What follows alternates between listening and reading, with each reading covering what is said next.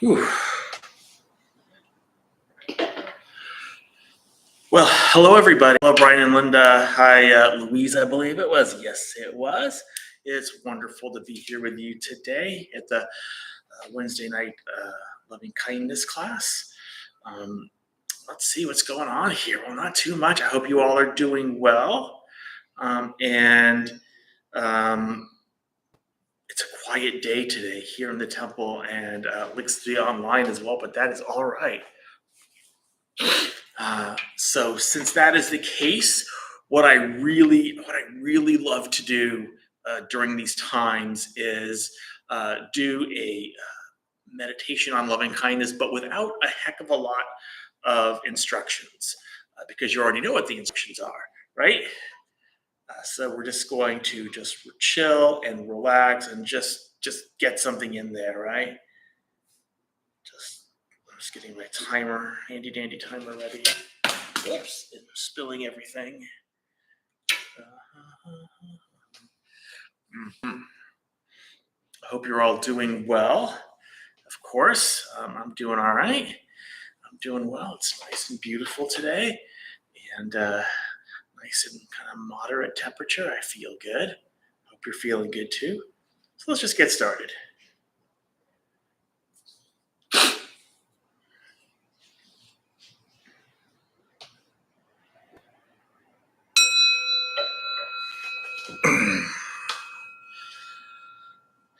So just allow your eyes to close, making sure you have that position that's nice and comfortable for you, nice and sustainable so you're not likely to move around too much. And when we sit like a Buddha. And you can even imagine yourselves as a Buddha sitting underneath your own tree of enlightenment, ready for the day's abiding. So let's just take a deep breath all the way in, all the way out. Just for the next few minutes, we'll just get connected to the breath before we start our formal practice of loving kindness.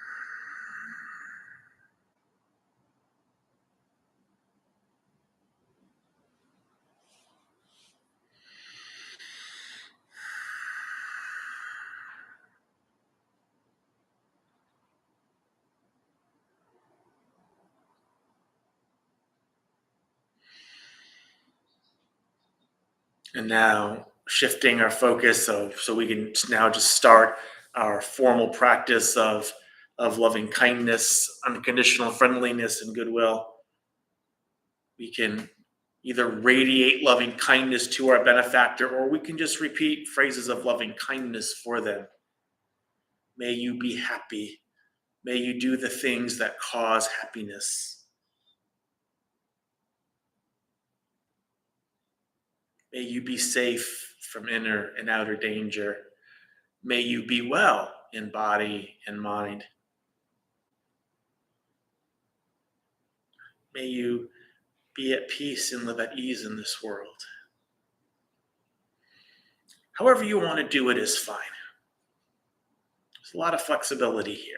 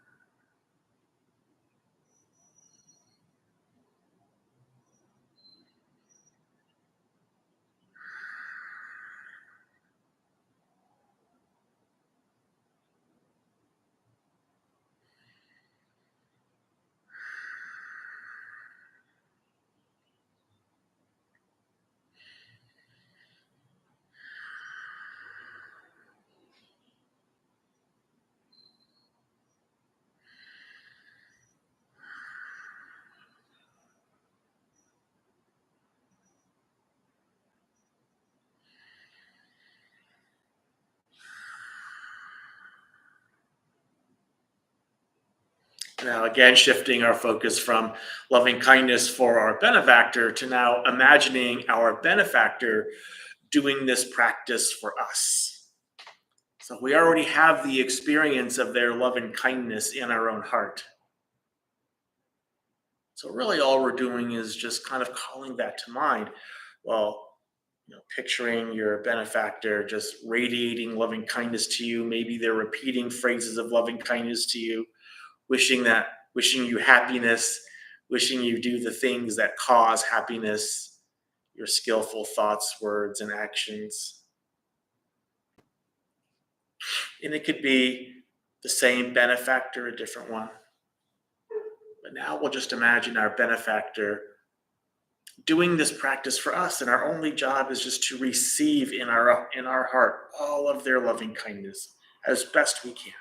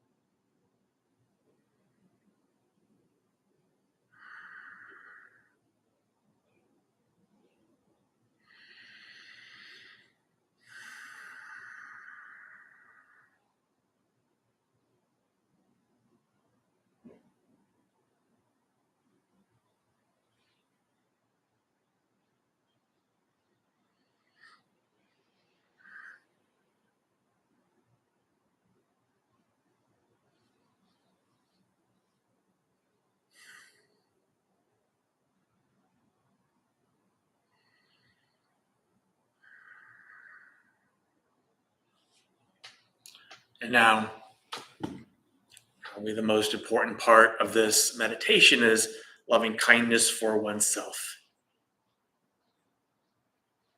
We want our heart to be a wellspring of loving kindness, this uninterrupted flow where there's no effort. And so we do this just by gently calling to mind our own wish to be happy, our own wish to be free from suffering and pain, which is a wish that everyone has for themselves. And recognizing the ways that we cause our own suffering and wanting us, forgiving ourselves for that. And just gently beseeching the heart, may I be happy. May I be safe from inner and outer danger. May I be well in body and mind. May I be at peace and live at ease in this world. Just gently, gently, gently, gently. Just whispering to our heart.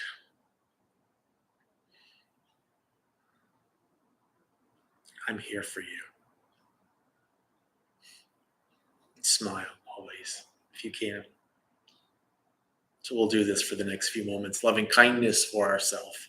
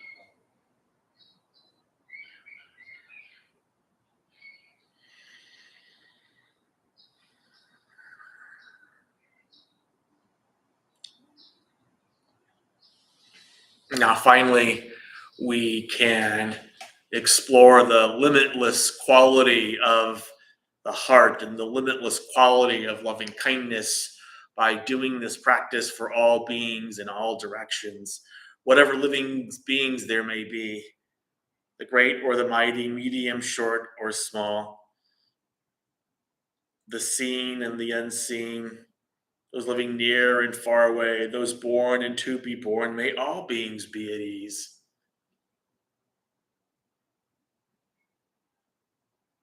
So, with this recollection, we just do this practice for all beings in all directions, being wishing all beings happiness, wishing they all do the things that cause happiness.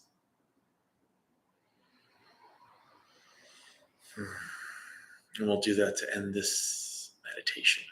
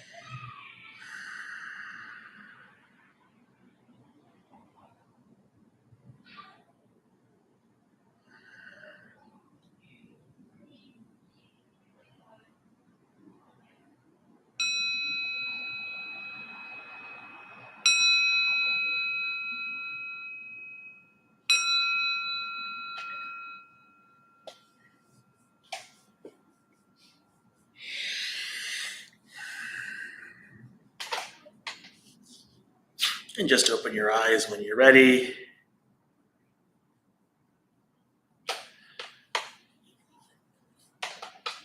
And feel free to stretch your arms and stretch your legs while keeping that mindfulness of loving kindness about you.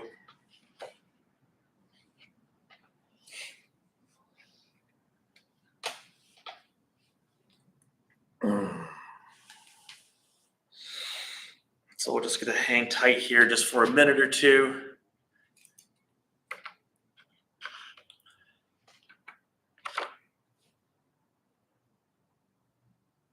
And if you have any questions or comments, we'll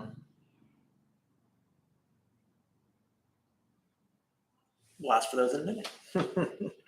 Hello to Lisa G and Jean and Christina and Brian and Linda again and Louise again online. Thank you for coming and being here. I had to put my shield on. There was, when I started the meditation on, here, there was nobody here, so I just took it off. But they got a couple people here, so I'll put this on.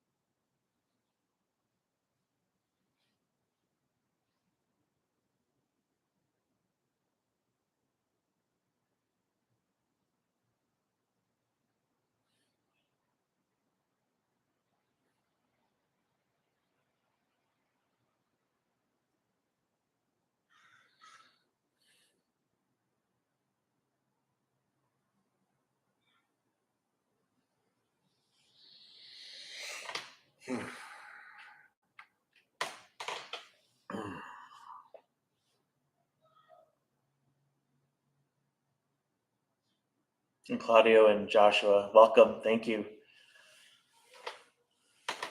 It's off. When there was some part during the meditation where, and this happens more and more these days because I've been doing this meditation for a while, where I'm just doing the meditation and or kind of doing the meditation because doing the meditation and leading the meditation are kind of different, a little bit different. But this joy just kind of came over me, this feeling of just well-being, and I don't even know how to describe it, really. Wonderfulness, I guess. I don't know. But it just kind of came over me, and I was like, oh, this is the greatest thing ever. And I just kept on doing whatever I was doing. And the trick is just to let these feelings be. Just let them be, because they're not gonna last forever. And just for the time that they're here, just be grateful for them. And so that happened, and I was just really, really happy about that. I didn't really. I lost track a little bit of what I was saying in the meditation, but that's okay. It wasn't too bad, and it was just something that an experience that I was grateful for. Not that I'm going to have that experience the next time I do this, but happy that and I think a lot of it was just being in a group, whether a couple people showed up here to the temple, and I know you all were online, and I kind of had that in mind, and it just made me really, really happy. So thank you for that.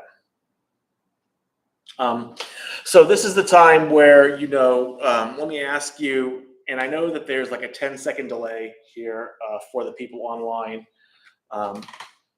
So if anyone has any either questions about the instructions, which are relatively straightforward, or if you have any questions or comments about your experience of meditation, I'm happy to hear those.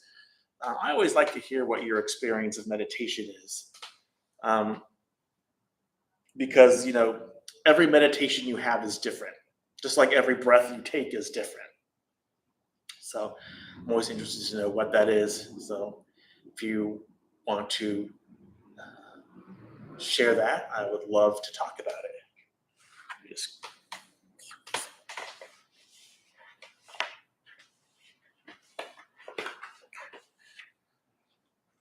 that's better.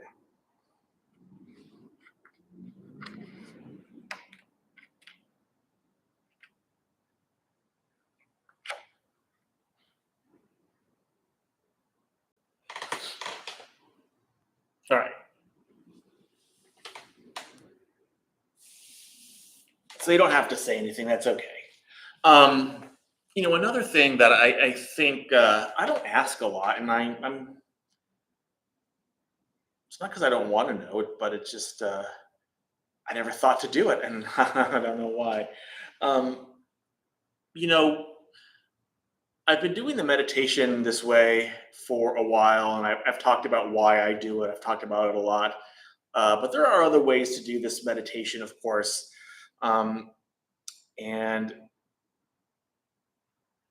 I do this. I do it the way that I do it, just for like I said, a very specific reason. Because I think that loving kindness for oneself is just so unbelievably important. Um, and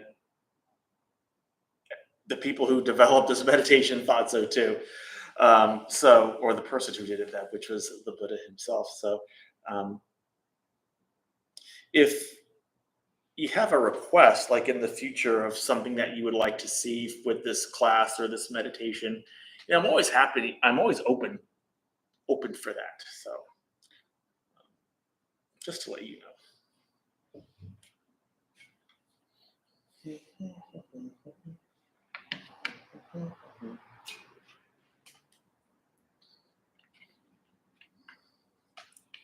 All right. So I'm going to be reading here.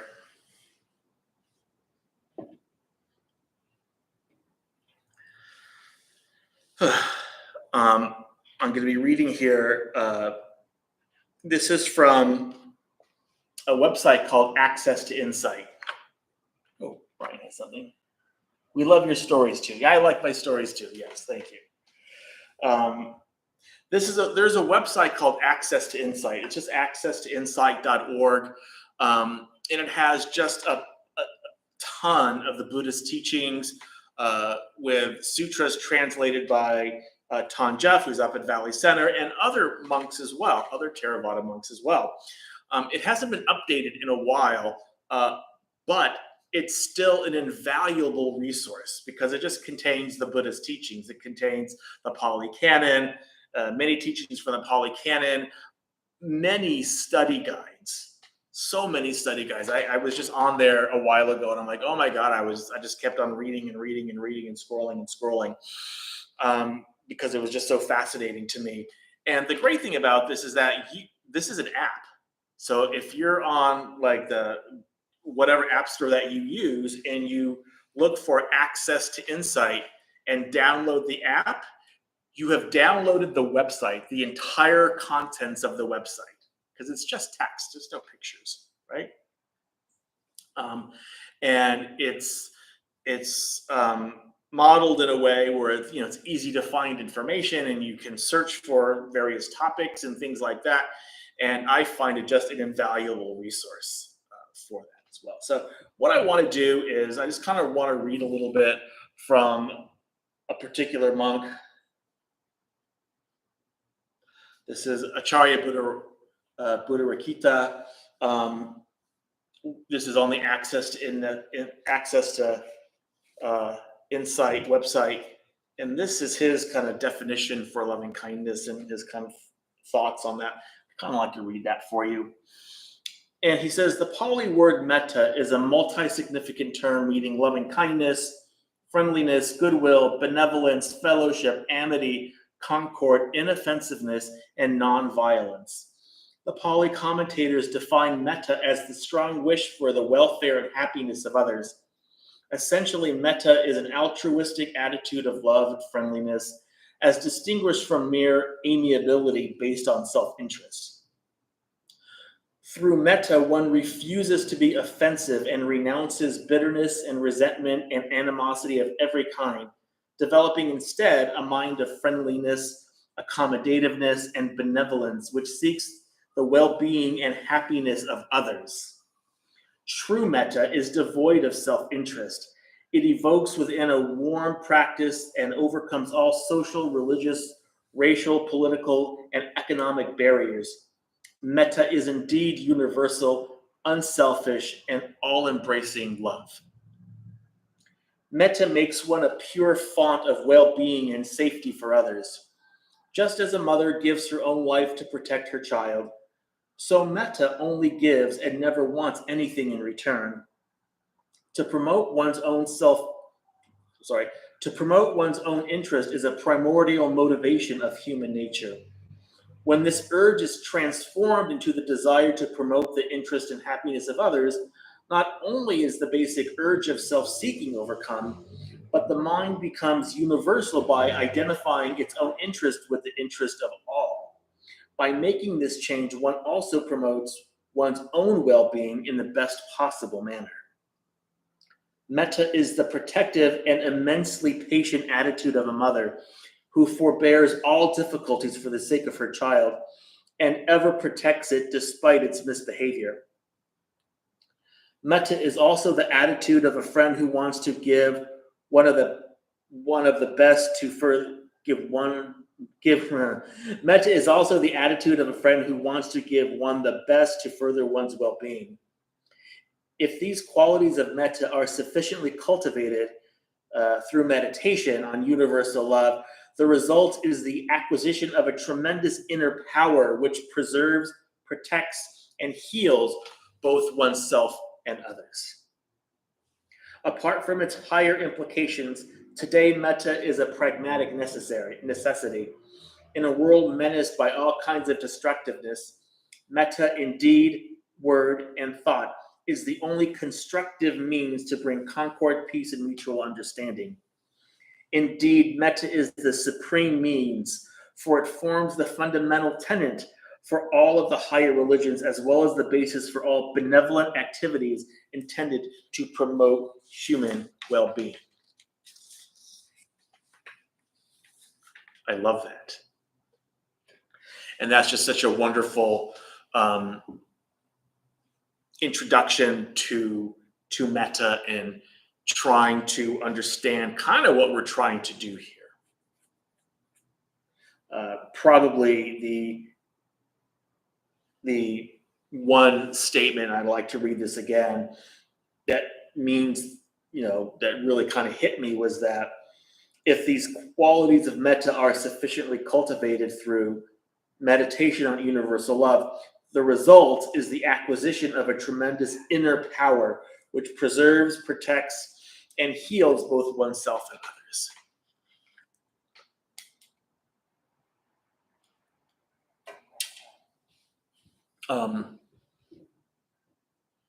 And I think, that's the reason why I spend so much time and I talk so much about loving kindness for oneself.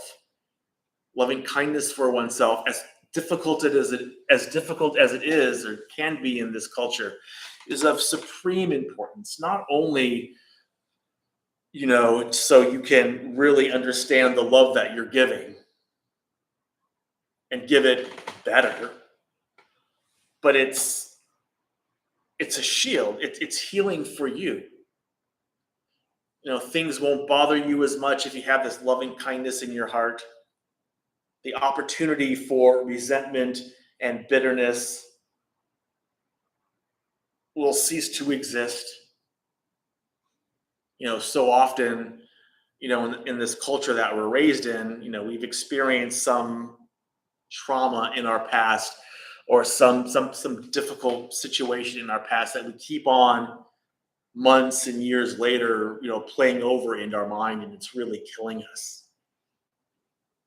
And the answer to this kind of, and that forms like a self-hatred in us, and makes us think that we aren't worthy, and makes us and prevents us from like really being all that we can be. And it's this practice of loving kindness for oneself, as difficult as it can be, because of this trauma that we have, and all these feelings that we have in our own heart. Every time we try to do loving kindness for ourselves, it's almost like it's hitting a brick wall, and it's almost like offensive to do, and so difficult to do, and so unseemly and unsatisfying to do. Like, to have love for oneself, it's almost like this kind of ugly thought, because that's how we're conditioned. And so, as difficult as it is to, have loving kindness for oneself, and to do this practice for oneself, it is of supreme importance to overcome that kind of negative self-talk that kind of permeates our daily thoughts a lot, probably more than you realize. And that's what I love about this article, this writing here from this particular monk. So wise, so wise, you know. So that's kind of why I kind of harp on loving kindness for oneself so much. Um, all right, what do we got here?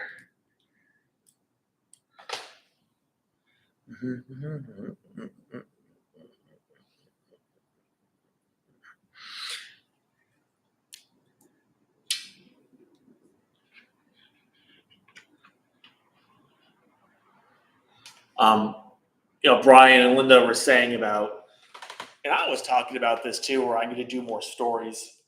And I am going to do more stories. I did a few, and I'm going to probably do one probably next week. And this one is on Sariputra. And Sariputra was one of the Buddha's chief disciples. The Buddha had two chief disciples, Sariputra and Moggallana. And the interesting thing about Sariputra is that, Sariputra there were 7 brothers. He was one of 7 brothers. And all 7 brothers were fully enlightened monks. All fully enlightened monks. Their mother, or his mother, Sari, because that's what Sariputra means. Putra means like son of, specifically son of the mother. So Sariputra, son of Sari. So his mother, Sari, despite all 7 of her sons being enlightened Buddhist monks, was a proud Brahmin woman. She was very much stuck in this kind of Brahmin, kind of religious kind of mindset, and she didn't care if 7 of her sons were fully enlightened Buddhist monks. She was a proud Brahmin woman, and she thought she was going to die a proud Brahmin woman. Right? When one of the things that Sariputra did later in life, this is during like the Buddha's last like 90 days or last 6 months or whatever it was, Sariputra asked this question of himself. He said, the Buddha is getting old, and he's probably going to die soon, so I need to ask this question. And this question is, do the disciples, do they go first, or does the master, or the Buddha, does he die first? And when he asked this question of himself, the answer he got back was, no, the disciples go first. And at that very moment, Sariputra gave up his life force, immediately gave up his life force, which means that he was going to die probably within about 90 days. And when this happened, the earth shook when he did this. And in the Pali canon, the earth shakes only for very specific momentous occasions, and this is one of them. And he thought about, well, I only have about 90 days left, and I'm going to fully give up my life, my life force. Then, um, what is it that I need to do? Have I left anything undone, or is there anything that I would like to do before I go? And he thought about it, and he thought about his mom, as a good son would, who was still alive, and um, he thought maybe I can get her to come over to you know, being a convert and to taking refuge in the Buddha, in the Dharma, in the Sangha. And so the last part of this story that I'm going to tell next week talks about how he did that. I'm not going to tell you now. That would spoil it. But it's a beautiful, wonderful story. And one that I don't tell very often, so it's going to be super fun to tell it again. So we're going to have a little bit of a shorter meditation and then a full-on story of Sariputta, because the people around the Buddha, and the people in the stories in the Pali Canon had extraordinary and remarkable lives themselves. It wasn't just the Buddha, right? So we're going to talk about that. I can't wait for that. It's going to be exciting. All right.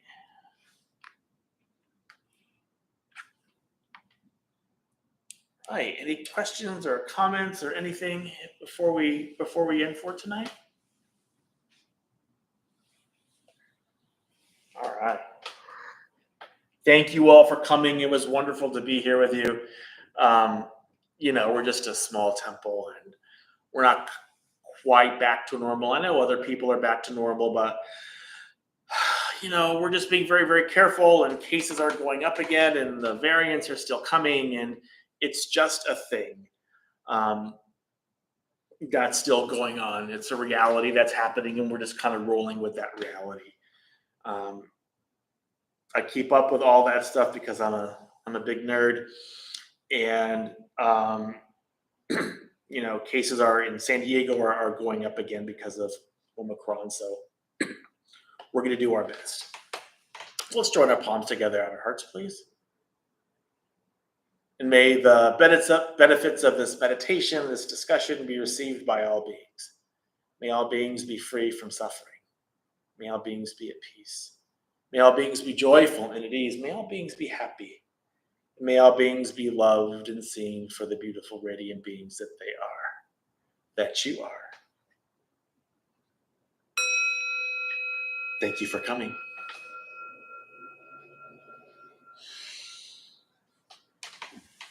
Thank you. Thank you, everybody. Thank you, everybody online. We'll see you later.